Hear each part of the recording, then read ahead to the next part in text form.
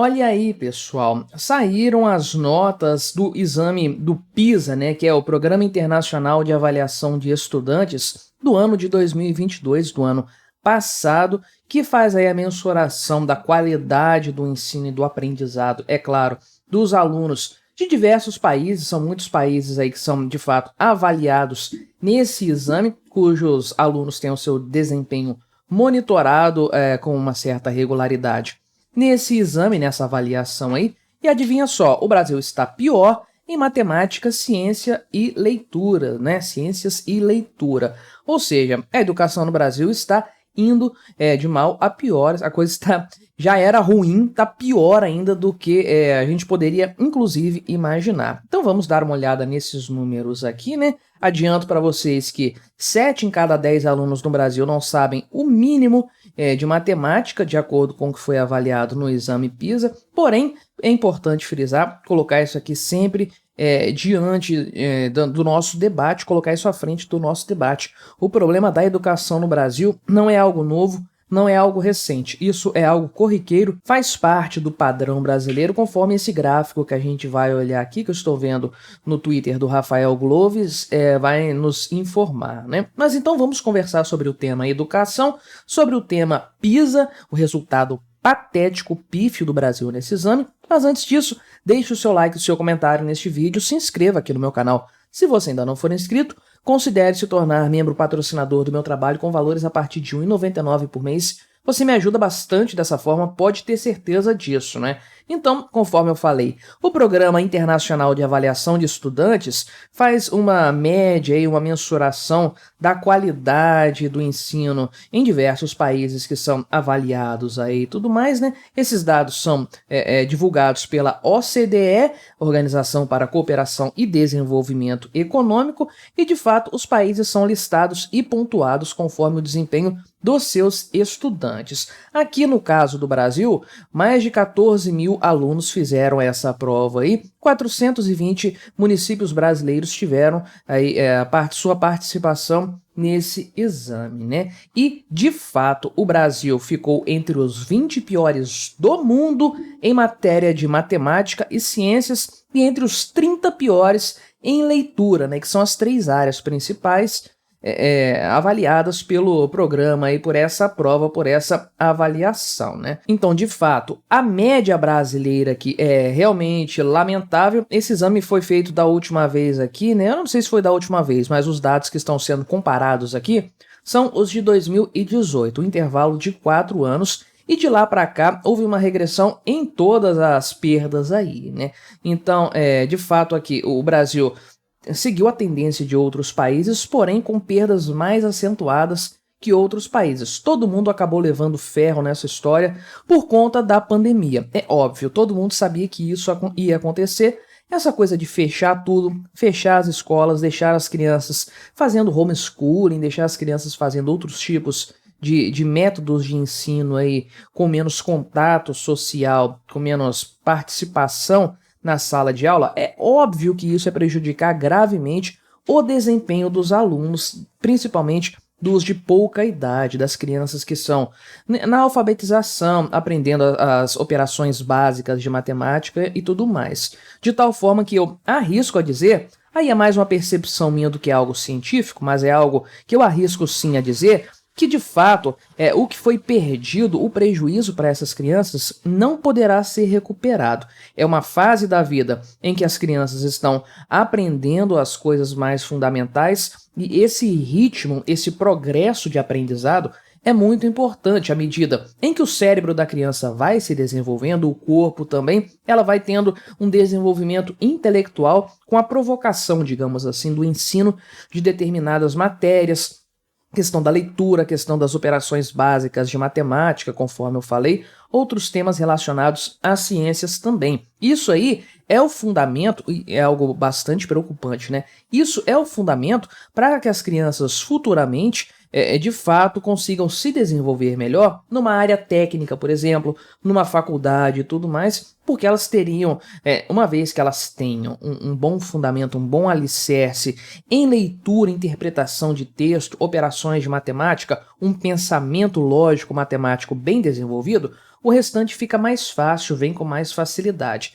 Se o ensino brasileiro torna as crianças deficientes nesse cenário, então realmente fica difícil de correr atrás do prejuízo no futuro. Conforme eu falei, isso é um problema que aflige o mundo todo, mas você sabe muito bem que o tranca tudo, fica em casa, a economia e a educação a gente vê depois, foi pior no Brasil, né? Acho que foi o lugar no mundo em que as aulas ficaram suspensas por mais tempo, as aulas presenciais, então o prejuízo naturalmente é muito maior, e é por isso aqui que, embora todos os países tenham tido problemas em relação ao desempenho de seus alunos e tudo mais, né? Então, o próprio exame aqui afirma que entre 2012, imagina aqui que 2019, né? O pessoal costuma errar na hora de colocar os dados, mas eu não sei exatamente aqui qual que é o ano final, né? Mas eles tiveram o pico aqui nesse período, né, da pontuação dos países de maneira geral, e isso aí acabou caindo depois da pandemia, né?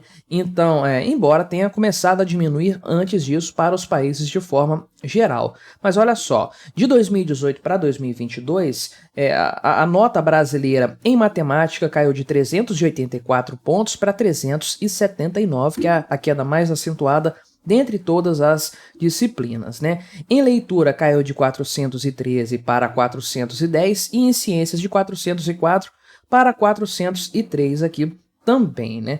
Então, aqui, conforme eu falei, que tem um dado a respeito da pandemia do fecha tudo no Brasil, né? Olha só, quem poderia imaginar, né? Os dados mostram que países que passaram menos tempo com escolas fechadas conseguiram manter ou melhorar os resultados após a pandemia, né? Quem diria que você deixar as crianças fora do estudo regular, fora daquela regularidade do aprendizado, significaria um prejuízo maior, né? Quem poderia imaginar isso? E aí 51% dos estudantes passaram, em média, mais de 3 meses com escolas fechadas nesse período, isso na média global, na média mundial, mas a média do Brasil foi de 74%. 3 em cada 4 estudantes ficaram com pelo menos 3 meses de escola fechada, mais do que isso em grande parte dos casos, né? Então aqui a nossa nota, a nota brasileira, está muito inferior à do primeiro colocado, que é Singapura, aliás, um país que tem um padrão de vida, um PIB per capita muito alto, e também aqui em relação à média da própria América do Sul, né? Levando em conta aqui o Chile, que é o país com o melhor desempenho, bem superior ao do Brasil, conforme a gente pode ver por esses números aqui também, né? E nós temos, em comparação aqui percentual, o número de alunos na média da OCDE, que são os países ricos, né, os países desenvolvidos. O número de alunos que tem um desempenho baixo em matemática, que não é muito proficiente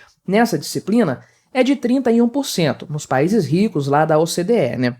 Só que o Brasil tem o desempenho baixo dos seus alunos na casa de 73% em matemática, né? Olha que coisa terrível. Lembrando que o Brasil está querendo pleitear uma vaga lá na OCDE há algum tempo, mas veja como nós estamos muito mais defasados que eles em matéria de educação, né? De forma geral aí.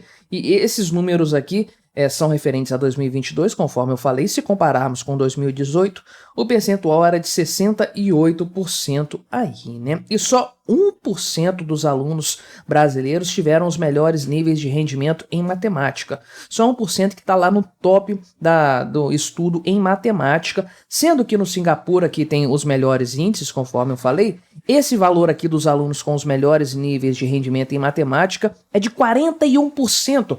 Olha a diferença da qualidade do ensino lá em Singapura para aqui no Brasil, né? Realmente uma coisa assim lamentável de forma geral. E aí a gente pode colocar várias questões aí, vários pontos a respeito de o motivo que leva o Brasil a ter um desempenho na educação tão ruim, que conforme eu adiantei no início desse vídeo aqui, não é nenhuma novidade, né? Olha a moto passando aí. O pessoal falou que não dá para ouvir a moto, né? Diz aí nos comentários se você consegue ouvir o barulho aqui, que para mim é ensurdecedor, mas o pessoal comentou que não chega a aparecer no vídeo, né? Mas aqui, Rafael Gloves trouxe no seu Twitter, e eu dei uma analisada na questão, ele fala aqui inclusive que a educação brasileira é o mesmo lixo de sempre, independentemente do governo, né? Então tem os números aqui, os valores, você pode ver Matemática, por exemplo, de forma geral, isso aqui está patinando no mesmo lugar. Esteve muito ruim lá no começo do governo Lula, né? Houve uma transição aqui, um pequeno crescimento,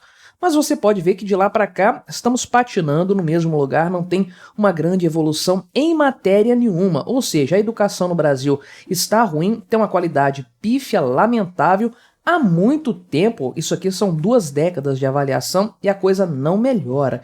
De quem que é a culpa disso? Do Paulo Freire, né, de forma geral? É claro que o método de ensino que nós temos aqui, a mentalidade do professor, o tipo de educação que se dá, os materiais escolares, enfim, tudo isso é de baixa qualidade, realmente. Paulo Freire não ajuda em nada nessa história, essa mentalidade paulo freiriana. Mas vamos ser sinceros, se você acompanha alguma criança em idade escolar, talvez até um adolescente, mas eu acho isso mais marcante em crianças aí do ensino fundamental, você pode perceber com certeza que realmente o nível da educação no Brasil está deplorável, está lamentável, está até assustador, eu diria.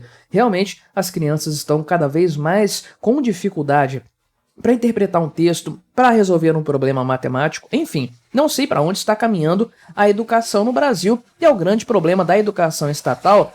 Agora sim deu para ver essa nota, essa aí eu tenho certeza, né? Mas o grande problema da educação estatal aqui no Brasil é justamente a presença do Estado. Eu fiz um vídeo aqui no canal há muito tempo em que eu explico isso com detalhes, né? Por que eu não considero a educação pública como pública, né? Prefiro chamar de educação estatal, porque é algo feito pelo Estado, o que por si só já é ruim, mas que tem por único objetivo não educar as crianças, fazê-las aprender, entender as matérias. O objetivo da educação estatal é fazer número, fazer média, encher a sala de alunos ali desinteressados, desmotivados, para depois apresentar números aí de frequência escolar, de aprovação, tantos que estão formando no ensino médio, entrando na faculdade e tudo mais. No final das contas, ninguém sabe absolutamente nada, o nível é patético, né? Mas esse é um longo debate, o que eu trouxe mais aqui hoje foram os dados para a gente ver, mas vamos fazer um bom debate a respeito da educação então aí nos comentários. Deixe a sua opinião, o que você acha que causa esse cenário aqui no Brasil? Você acha que isso pode ser revertido? Não se esqueça também de se inscrever no meu canal se você ainda não for inscrito, e até a próxima!